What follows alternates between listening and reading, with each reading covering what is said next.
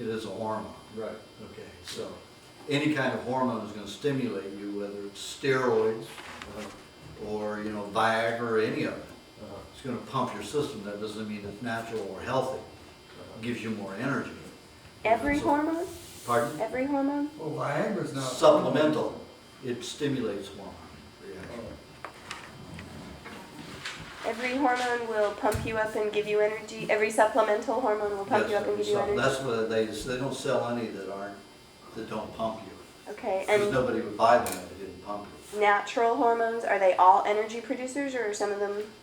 No, you have hormones that will cause sedation, all types of hormones, but those that are marketed, unless you have hyperactive individuals, they do have a variety of drugs and hormonal drugs, which help people, you know, lower adrenaline levels.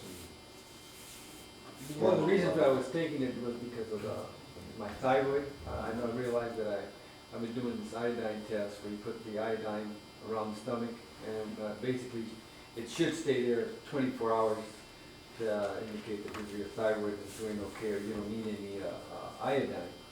But my body just sucks it up within 6 hours, sometimes 10. Put it on night, and by the time I get up, it's gone. And I understand, I mean, the thyroid and the adrenals are working together. And so I'm trying to kind of maybe balance this out a little bit or to kind of help that Well, out. that's the problem with chemists. They don't look at biochemistry as different from chemistry. They see it only as chemistry. The problem with iodine, when it is free radical and it is not in a bioenzymatically bound ionic situation, it is caustic. It is also radioactive. So iodine is a dangerous supplement. When I find it in What the about irises calc? of people who've taken iodine supplements or had used contrast when they've had x-rays or scans done, it is caused internal ulcerations that often cause cancer or a lot of other problems and chronic fatigue. So the iodine that you put on your stomach and absorb, you don't know where it's going to go and what it's going to damage. It is not a natural iodine. Okay. If you want a natural iodine, eat oysters or clams. You'll get it concentrated and you won't have any problem. Clams? Raw oysters are Raw really oysters good. and clams. Yeah. How about Scalp. kelp? Kelp is indigestible. It's a cellulose again. In fact, it's more complex. Seed vegetation, sea cellulose, is more complex than the earth cellulose. Much more difficult to break down. So is nori part of the sea vegetables too then? Pardon? Nori and All of it. Yeah. Not. Once it's dried, even if you eat it right out of the ocean, even if it's, you know, algae, it is still indigestible in the human digestive tract. You get very little value from it. Fish are made to eat it. Vegetarian animals, herbivores are made to eat vegetation. We are not. We don't have that kind of system. There are apes and there are tribes which can do better than we do as a civilized society digesting vegetables. And they can digest more than we can, but it's still maybe only 40% instead of the 20 to 30 that we do. So it's still not beneficial in the long run for them to eat very much of it. And that's why they don't. The Samburu, Fulani, Maasai tribe, they hardly ever eat any vegetation. They just live on milk, blood, and meat. Fulani mainly live 90% on milk, raw milk. Who's Fulani? Fulani, F-U-L-A-N-I, Fulani tribe. What In about Africa. salads? That's what I'm saying. Well, if you're a cooked fooder, yes. If you eat cooked food, you have putrefactive matter. You do have a loss of enzymes and vitamins. So if you eat a salad with a cooked meal, it'll provide some enzymes and vitamins, and also provide fiber to help push the stuff that's not moving through because it's cooked. But on a raw diet, it will over-alkalize the intestines, and you won't digest your meat and dairy and other animal products properly, eggs. And it'll interfere proper digestion. Also, if it gets very alkalinized in the colon, your E. coli is completely incapacitated, even if it's slightly alkaline there. And E. coli is responsible for synthesizing your B vitamins and amino acids that back up your lymph system, which is basically your immune system.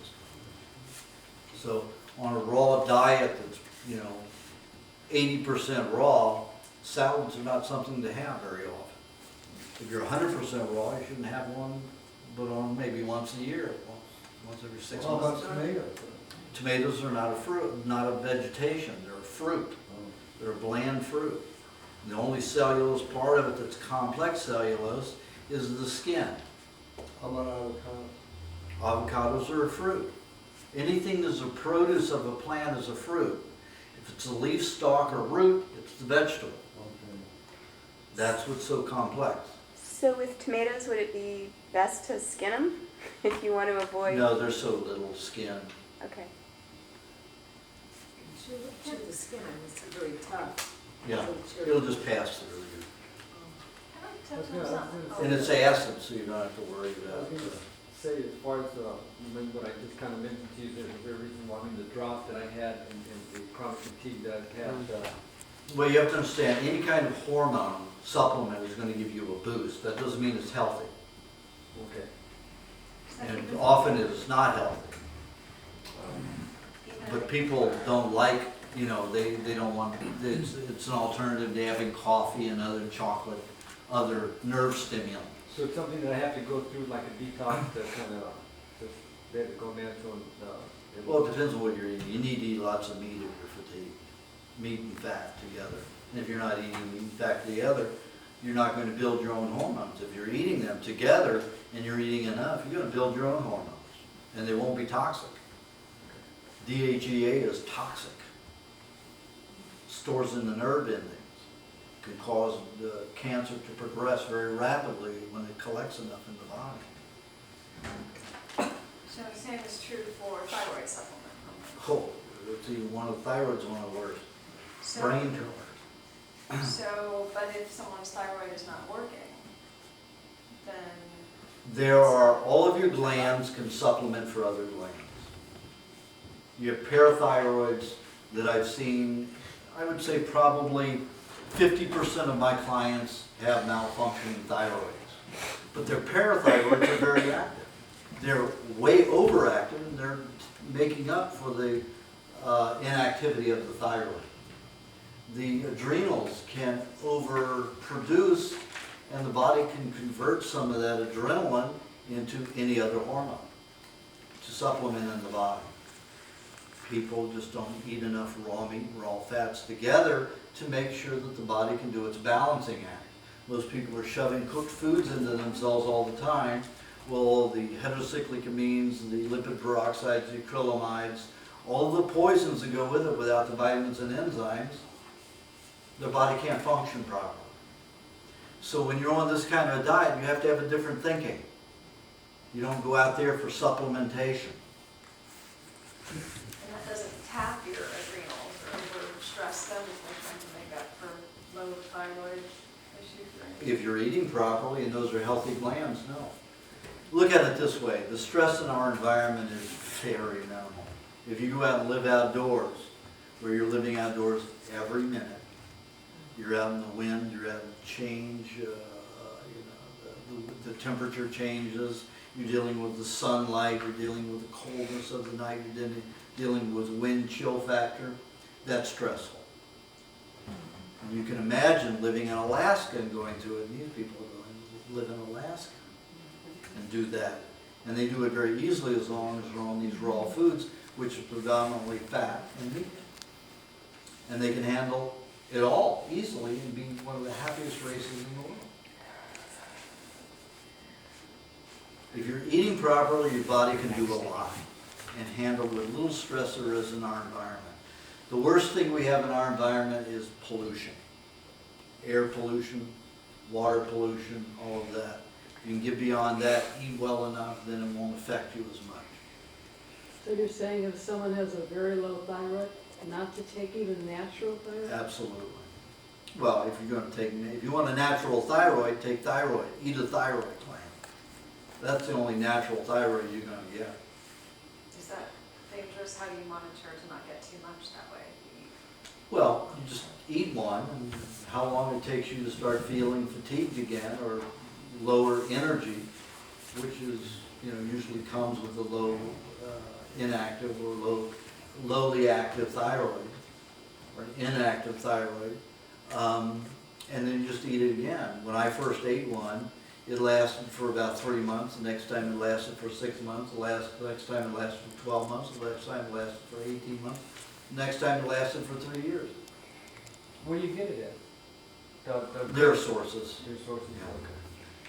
Now I remember. Check with Kathy if you want sources. All right, Kathy. With regard to that, I remember you mentioning that sometimes the thyroid might be malfunctioning because it's loaded with toxins, and so an individual might want to take a certain amount of time to clear it before they start eating glands to help rebuild it. No, Is if that you're kind of eating the high answer? glands, High gland. you might want to wait until you've strengthened yourselves a little bit.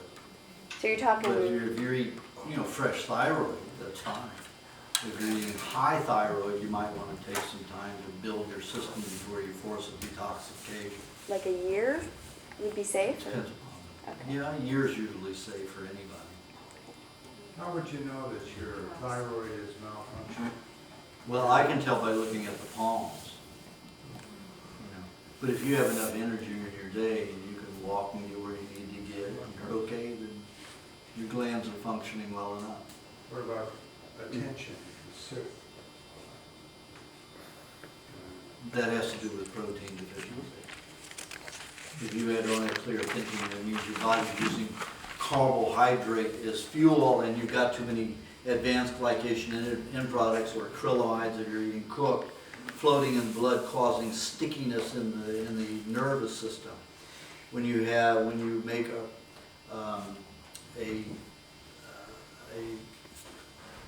when you use pyruvate with the use of glucagon as your nerve fuel instead of carbohydrate, you only have a 7 to 8% byproduct of advanced glycation end products. That isn't sticky. But with carbohydrates, you have a 70 to 90% byproduct of advanced glycation end product. So the whole brain gets sticky, and that's what causes the attention deficit disorders. But if you start your day off, after a juice, an hour later, you start your day off with the meat and fat, you're going to be clear thinking. And So save your fruit for the afternoon. If you wait till lunchtime or noon to eat the meat, it's too late. Huh? Too late. That may be why. Too late. Should be within an hour and a half of getting out of bed. I wonder. So what's But it's even better if it's not an hour and a half. You get up and have a juice immediately, and 45 minutes to an hour later have your meat meal, you're going to function and think a lot better. You have more clarity, more focus, Even in the middle of the afternoon. even in the middle of the afternoon. Because it burns slowly. It isn't like carb. It doesn't burn up in a massive combustion. Okay, next question. Well, one of my questions, what you had answered was about the body being too acid, that cancer grows in an acid phase. And what about a hiatal hernia with acid backing up in your throat? What can you do to stop that? Well, I mentioned that in the book. The hiatal just means that you have a lot of toxic. One of the places where the stomach secretes its hydrochloric acid is through the stomach walls, and it can also absorb into it. And when it does that, it gets into the tissues. If you're eating a toxic diet of cooked foods with all the acrylamides and the lipid peroxides, that's going to create an acidic condition that it gets into your tissues because you don't have enough mucus coating the mucous membranes of the alimentary canal. It's going to absorb into those tissues.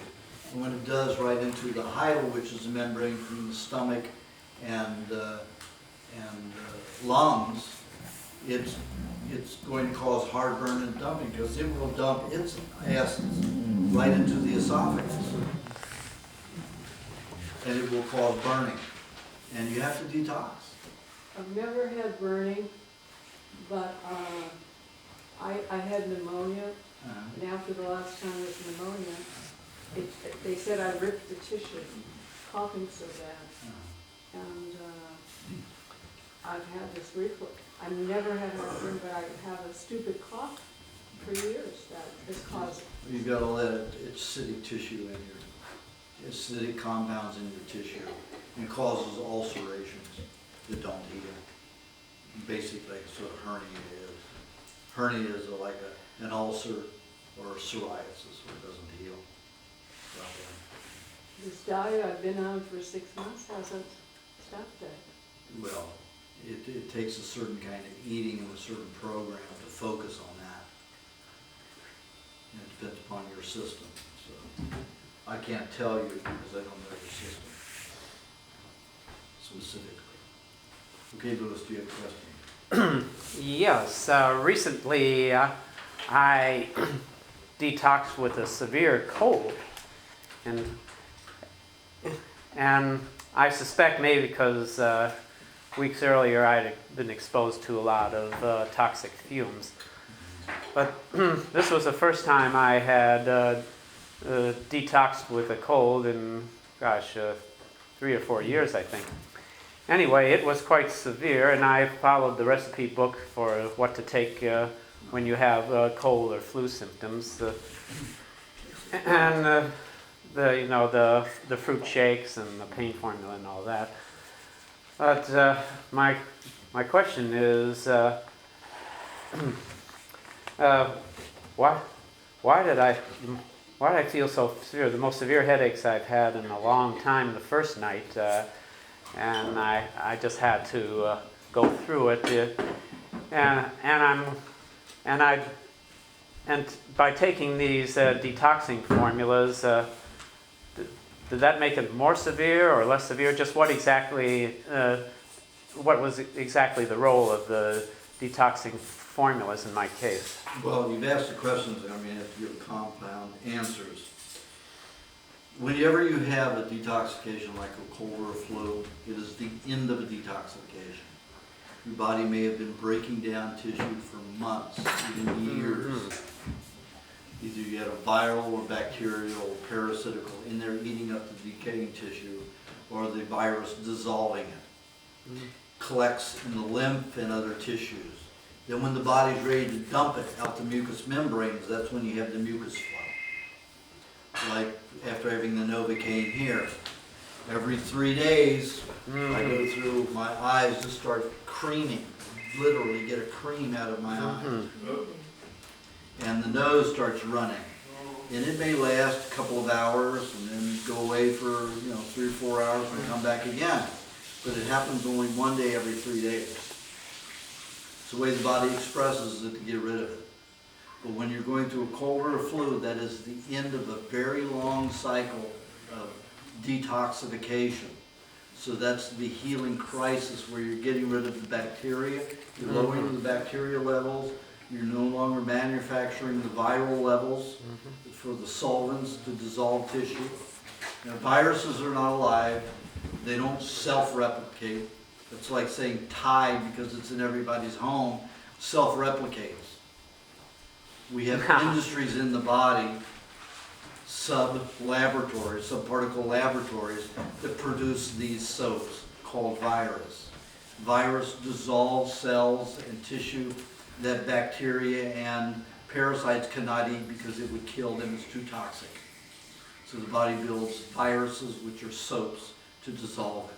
Medical profession loves to scare you with viruses. They're going to get you, they're contagious. It's bullshit. Is Tide contagious? Is what? Tide? Tide contagious? Tide, the soap. Soap. I think so. No. So you're saying the viruses, they have a certain, like job to deal with parasites or something? What did you say? No. I didn't get what you said. Parasites and bacteria can eat organic tissue, break it down, even if it's toxic, and eliminate it from the system. If it is too toxic with our industrial pollutants, the body has to use solvents, like virus to dissolve these compounds. Those wastes are highly toxic. You take a vulture or a crow and they'll eat this whole animal and they'll put a turd out this big the next day. They've reduced this huge animal to a turd.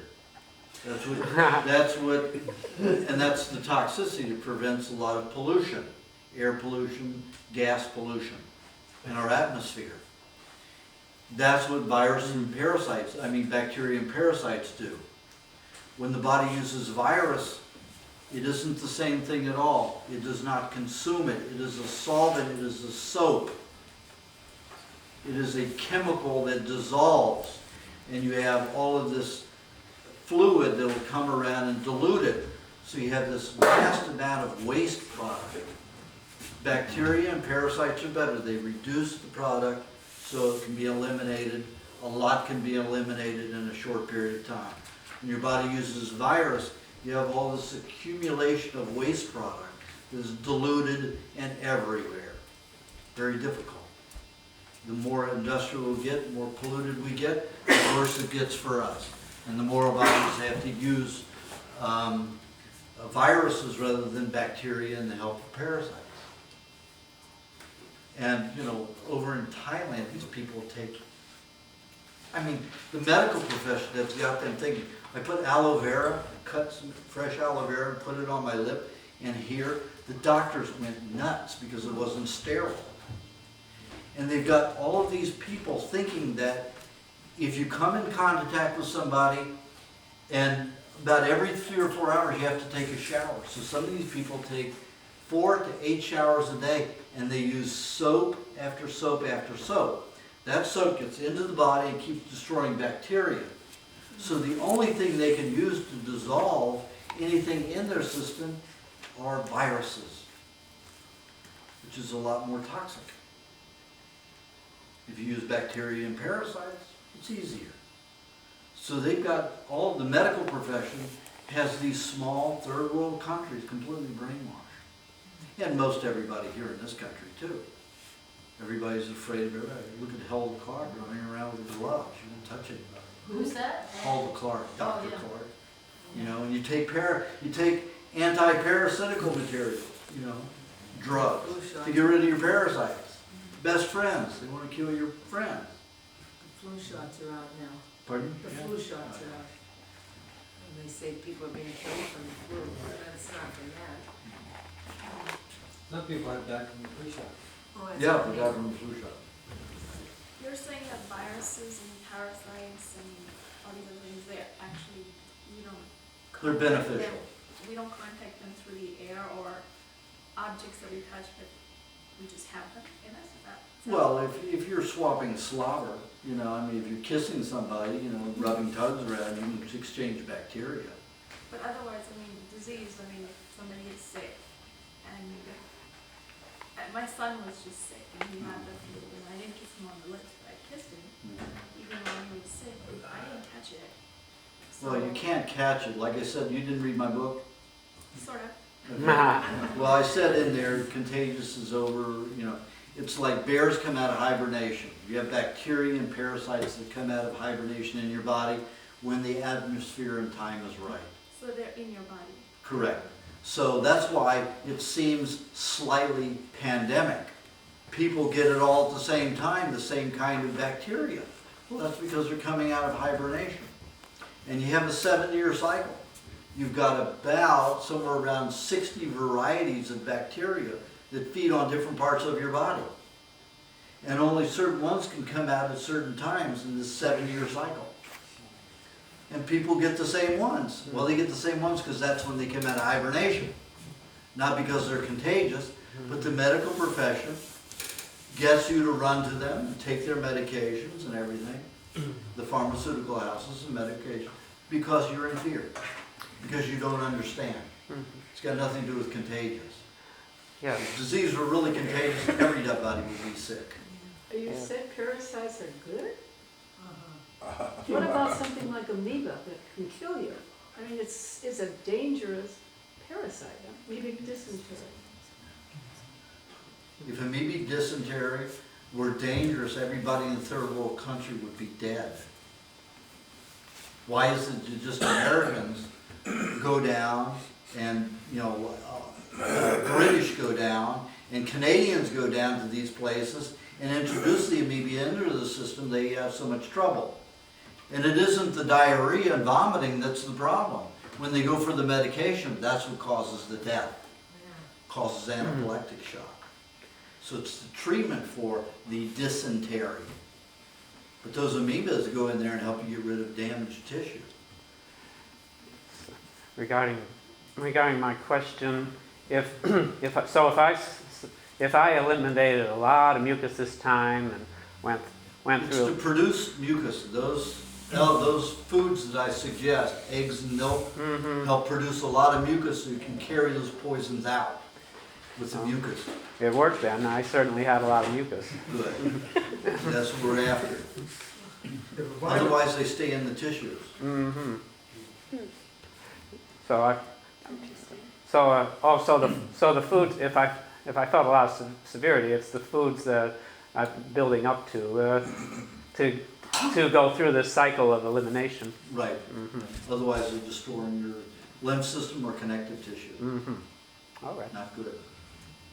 Teresa, you? Speaking about mucus, Yeah. kind of maybe gross to other people, and the mucus will be so chunky, like, and green and so solid. Is that? Been eating too much of that chunky peanut butter. I mean, it's like this, it's not mucusy like what I'm used to, it's like this object almost. I know. What, is that a sign of good, healthy cleansing going on? That's usually some very hardened tissue that the body is eliminating, that's heavily mineral bound, concentrated, so it dehydrates quickly. Would that apply to the harder yellow and green mucus at the end of a cycle of a cold? That's when I always notice it coming out of my lungs. Yeah, it's So- more mineral bound. So something like about cement. hard mineral bound. It's linked to some harder what? Harder. Substances. Whenever you have harder substances, you have more concentration of minerals. So the bones have the most concentrated in minerals in the body are the bones. The harder the tissue, the more mineral concentration. Same with mucus. On the diet, usually colds people will get every 3-4 years, generally. Well, I like people to get it several a year. Yeah, you can. That's why if you do the weight gain and weight loss, you're basically forcing it. But it hasn't come though for the. So if I have more colds, once I'm on the weight loss and weight gain, I should consider myself grateful. Absolutely. Even 6-7 weeks of mucus flowing? Oh, wonderful. How many years did you eat crap food? Toxic food? At least 4 years. Okay. 40? How much mucus do you think is going to have to produce to get rid of all that? Ask Einstein. Okay, next. You answered the question